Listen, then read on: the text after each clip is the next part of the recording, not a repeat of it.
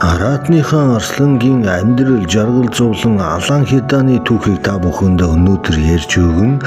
За Арслан гэдэг амьтанд хамгийн том нөлөө үзүүлж амнасыг нь авч уддаг дайсан хинбэ гэдэг дээр олон хүмүүс санаа оноогоо уралдуулж бас чилээдэг байж магадгүй. Гэхдээ яг Арслан гэж арцгар үстэй айхтар алж хиддэг амьтан өөрөө олон мянган жилийн турш Африкийн саванагийн тэр хөндийг бүлгээрээ бархлаараа эвслээрээ тэргүүлж байгаа боловч дэлхий дээр жил ирэх тусам Арслангийн тоо толгой багасаа түүнийг дагаад эзэмшил нутаг дэвсгэр нь хүртэл цөөрөөд улам жижигсээд байгаа гэдгийг бол дэлхийд дахин хүн болгон бол мэдж байгаа.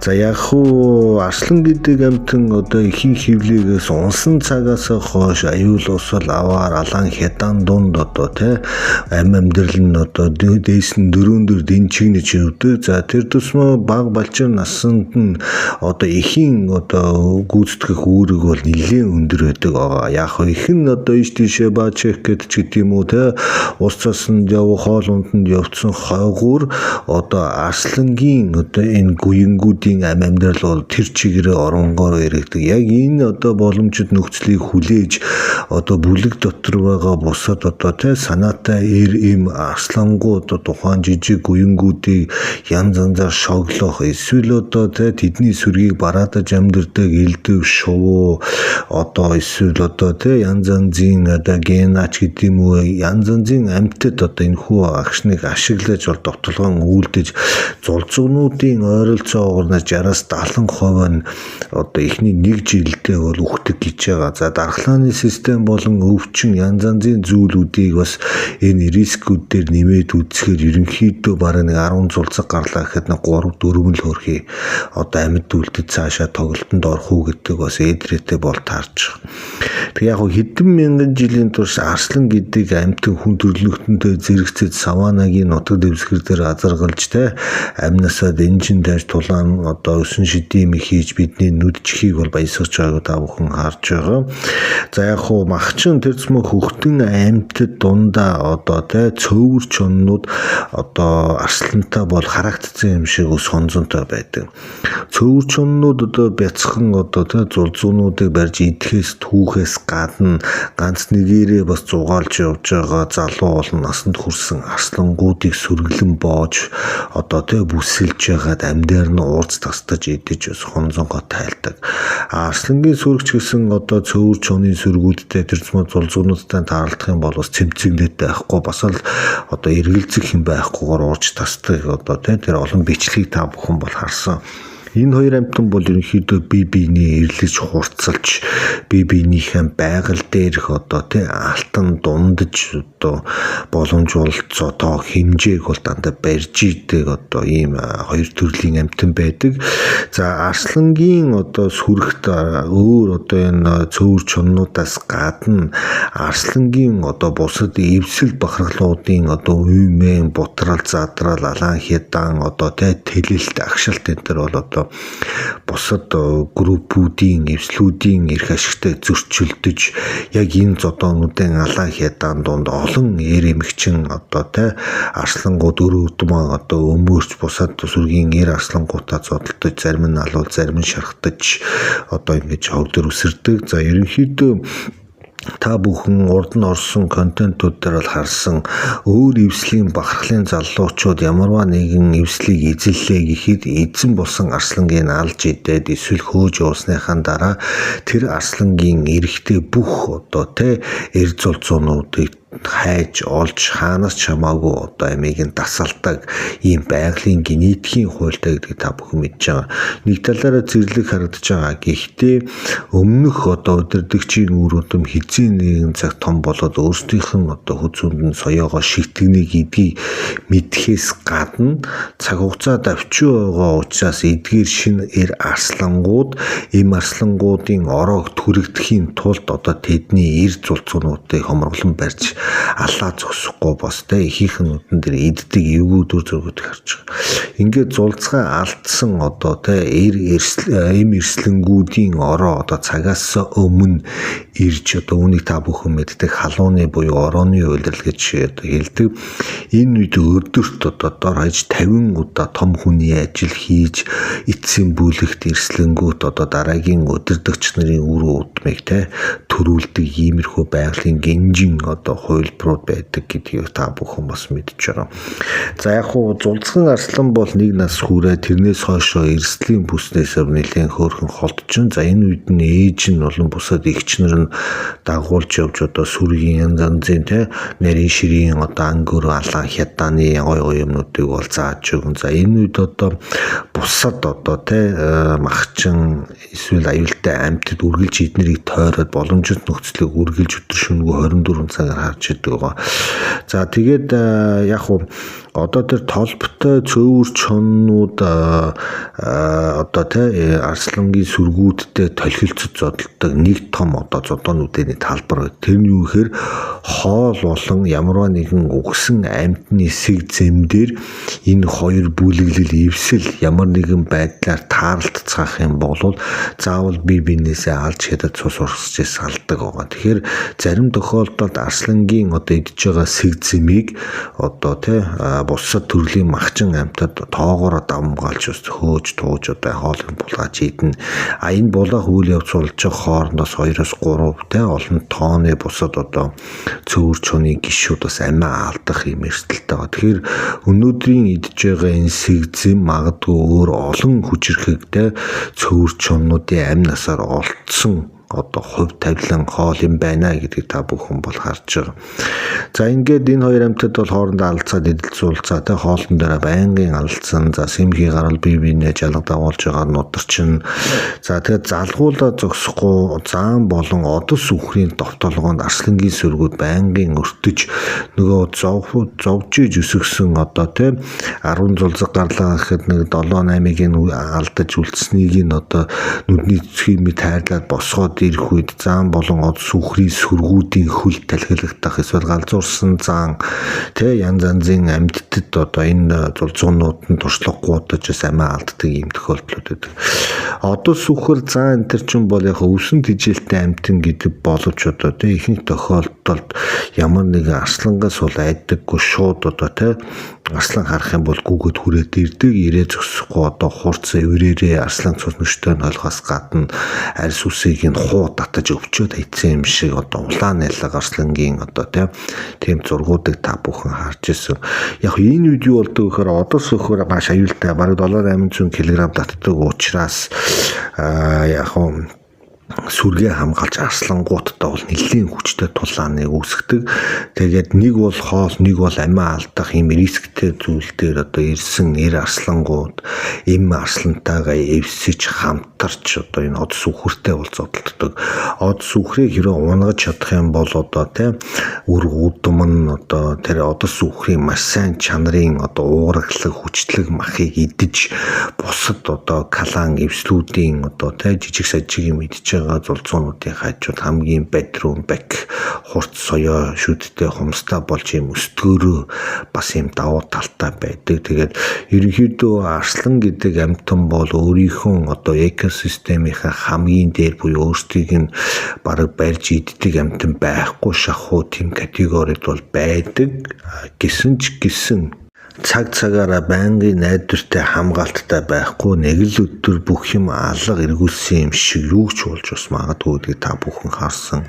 Арслангуудыг хүмүүс харахтаа бол энэ тэнд идчихээс өдөрт ундж байгаа гэж боддог. Нэр амьтад ч нь бол яг боловж болцоо гарсан үедээ бол ундж байгаа. Бусад үедээ эргүүл хийж одоо өөрийнхөө газар нутгийг шээсээрээ тэмдэглэж өөр арслангийн үнэр танар байна уу байвал одоо хөөж очиж алах эсвэл одоо өөрийнхөө эзэмшил газрын хамгийн өндөр цэг дээрээс хүрхэрч өөрийнхөө одоо зэрэгэлдээ оршиж байгаа бусад одоо арслангийн эвслүүдийг одоо дарамталж өөрийнхөө хүч нөлөөг бол үзүүлдэг. Бусад одоо сүргийн им арслангууд өөр одоо дамнаж газар нутаг дээгүүр одоо цуурадж байгаа өөр арслангийн тэр дуу хоолойноос тэр арслангийн сүр хүл одоо хүч зориг авахал самбаа бэр бүх юмыг нь бол ерөнхийдөө тэр дуугаар нь бол мэдэрдэг байгаа.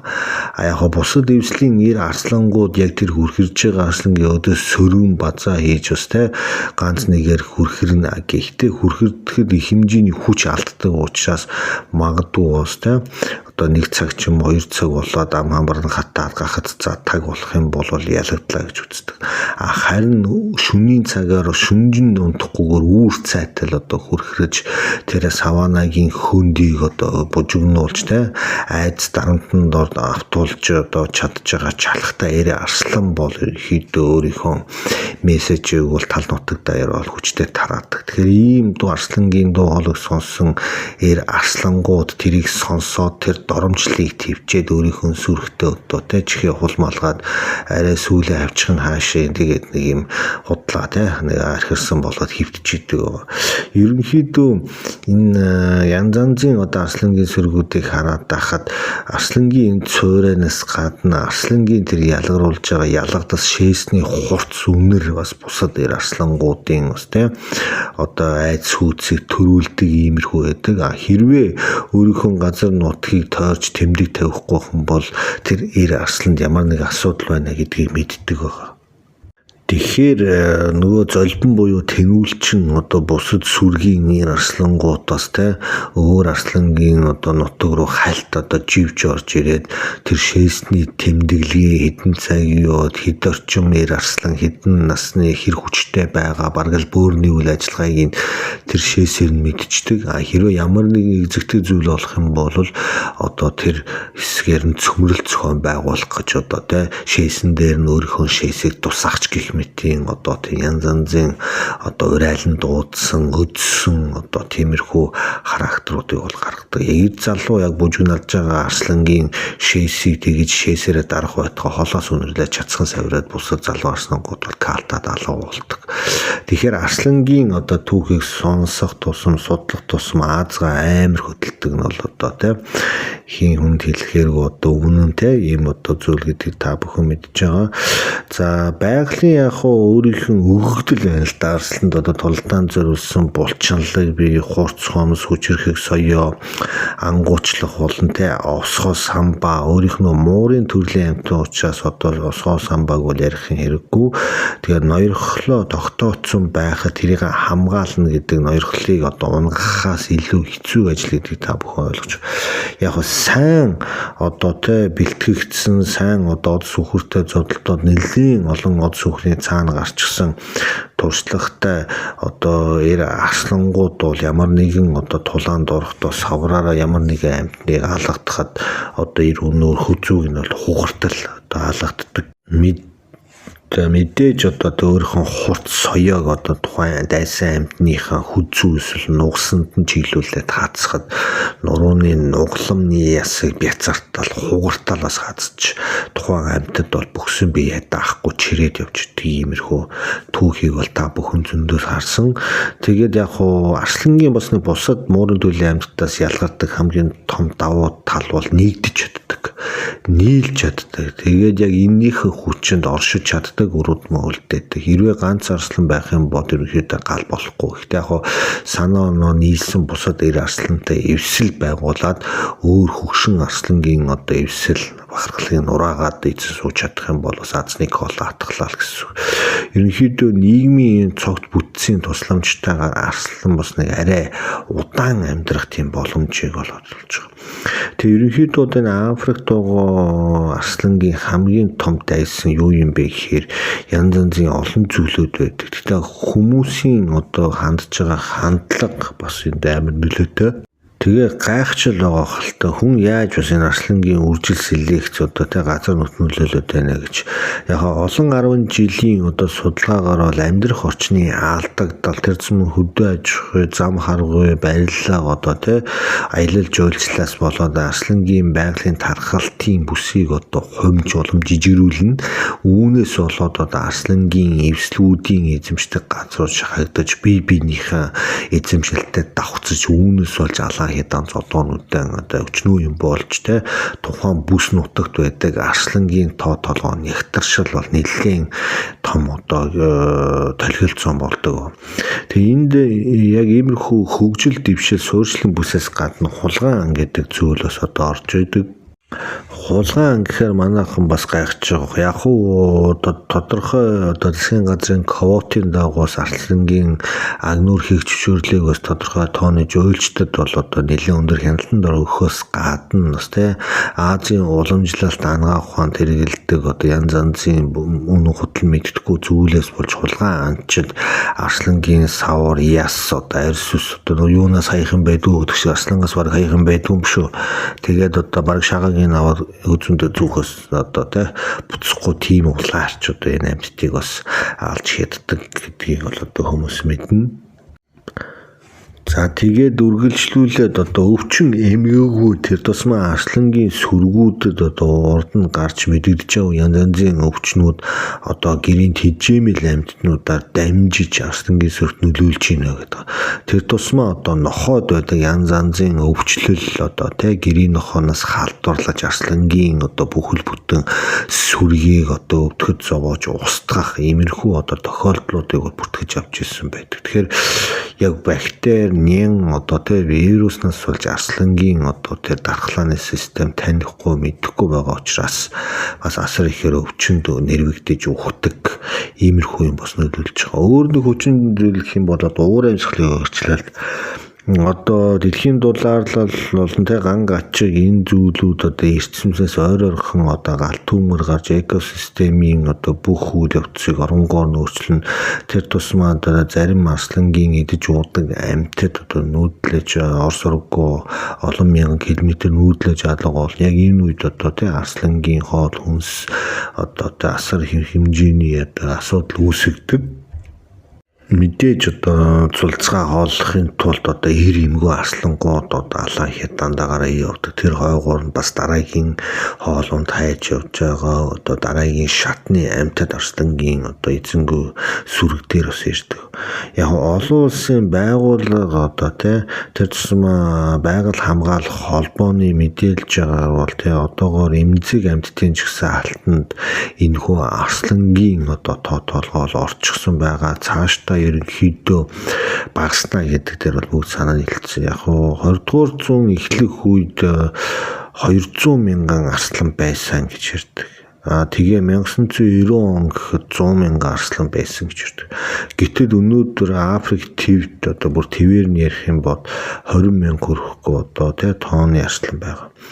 Энэ арслангуудын одоо тоо толгой одоо судалдаг байгууллагын харж байгаагаар бол цаашдаа өснөхөөс дандаа багаснаа гэдгийг бол баримтаар хэлээд байгаа. Яг энэ тэнд олзлогдсон зоопаркд байгаа арслангууд бол одоо яг амьдарч байгаа. Гэхдээ яг нэг байгалийн одоо шалгарал дунд алан хядаан дунд торноод үхээс бусдыг үдж байгаа ан хийж байгаа арслангуудын тэр чадвар чансаа чалах адаглаа тэр зогдор одоо өнгө зүс бие хааны булчингийн хөгжил бол арай өөр натур гэдэг. Тэр зоод байгаа хөрх арслангууд ч нэг үлгэрийн одоо юу юм бэ? Өсмсөн гунжсан одоо хамаг хоолунд нь бэлэн байдаг. Тэгээд ерөөсөө бараг л ан аав яаж хийхийг мэдэхгүй шахав байж тийм арслангууд байдаг юм бэлээ. Тэгээ энийг нотолдог нэг бичлэг байдаг тавхан санаж байна. Зүгээр одоо сүхэр биш. Зүгээр энгийн үхэртэй хашаанд хийгээд одоо нэг илүү хоёр одоо том одоо зоо паркийн арслан оруулахад яг яаж барихаа мэдэхгүй нөгөө үхэртэй мөргүүлээ цуснаждаг хойлолдоор бараг ахаа баяаг хашаа хаалга руу авираад байгаа тийм дүр зургийг харсан. Гэтэл тухайн үхрийг зүгээр одоо Африкийн тэр зэрлэг байгаа 20 мянган арслантай зүгээр жижигхэн хурган бахархал дээр авчихад бол зүгээр 2 секундын дотор пат гал унгаагаал савсавгал гэдэг чинь. Энийг бол та бүхэн харж. Тэгэхээр ерөнхийдөө одоо те яаж ингэж энэ одоо Арслангийн сүргийг цаашдаа улаан номонд оруулахгүй авч үлдэх вэ гэдэг дэлхийд дахин бол үнэхээр гайхаж байгаа. Тэгээ Африк тийм хүн амын өсөл хөгжил одоо энэ тэндэд үтсээс болж Арслангийн сүргүүдийн хоорондоо шилжилт хөдөлгөөн одоо те энэ зүйлүүд хомигдсанаас болж бас одоо цус ойртох гэдэг бас янз янзын асуудлууд бас гарч байгаа. Заримдаа бас хит одоо те одоо ультра одоо хүчтэй одоо эвсэл бахархлууд одоо жишээлбэл Мапаго, Мажингилан гэх мэтийн одоо те одоо том бүлгүүдийн одоо бахархлуудаас болж одоо тухайн цаг үед байсан бусад одоо эвслүүдийн эр арслангийн үр удам одоо хүртэл одоо үр дасарсан Мажингилан болон Мапагогийн ахан дүүсийн одоо те үр удмууд үргэлжлээд асар олон зуугаар ингэж одоо те өнөөдөр хүрж байгаа. Тэднэр хоорондоо цус нийлэх, эвцэлдэх тиймэрхүү генетикийн бас асуудал цаашдаа гараад байна гэдэг дээр бас хэлж байгаа. Тэгэхээр ерөнхийдөө Арслангийн сүрэг бас хит том байж болохгүй, хит удаан бас ноёрхож болохгүй. Яг л нэг байгалийн одоо те өгөгдлөөрөө тааварлашгүй одоо ерөнхийдөө яг өнөөдрөөр амьдраад ингээд явж байгаа нь бас өөрөө нэг бодлоо зөв юм шиг иймэрхүү зүйл ажиглагдаад байдаг гэж байгаа. Тэг ямар ч гэсэн Арслантай холбоотой гоё түүхүүдэд цаашдаа оруулна гэж бодоол яваад завзаа ерөөсө таарахгүй байгаа. Арслангийн тухай сонсцсон хүн ерөнхийдөө яг нэг Арслангийн түүхээр цангаад байдаг гэдгийг би бол одоо мэддэг. Би өөрөө ч бас нэг сайхан Арслангийн түүх ярьчаад нэг сайхан нойр авдаг байх жишээ нь те. Өнөөдөр ямар ч байсан нэг хөөрхөн нойр авч байгаа. За ингээд орж гараад гоё түүхүүдтэйгээ ойрхон байж байгаа. Тэгээ дараагийн гоё болсон бодит гоё түүхүүд мэн араасаа угсаад хөөрхөн орж ирнэ.